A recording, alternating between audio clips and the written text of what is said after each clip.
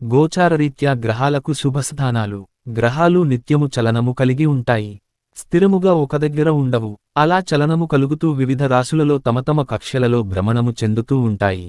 దీనినే గోచారము అంటారు. జాతకులు జన్మించిన జన్మ రాశి ఆధారముగా గోచారము ద్వారా ఫలితములు తెలుసుకోవచ్చు. ఒకవేళ జన్మ రాశి తెలియని వారికి పేరును బట్టి నామ నక్షత్రము తెలుసుకుని నామరాశిని తెలుసుకుని కొంతవరకు ఫలితములు తెలుసుకొనవచ్చును. గ్రహ బలము ఎంత బాగున్నను గోచారము అనుకూలముగా లేనిచో మానవులు శుభ ఫలితములను పొందజాలరు.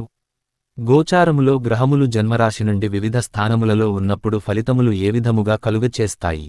సూర్యుడు జన్మరాశి నుండి 3, 6, 10, 11 స్థానములలోను, చంద్రుడు 1, 3, 6, 7, 10, 11 స్థానములలోను, బుధుడు 2, 4, 6, 8, 10, 11 స్థానములలోను, గురుడు 2, 5, 7,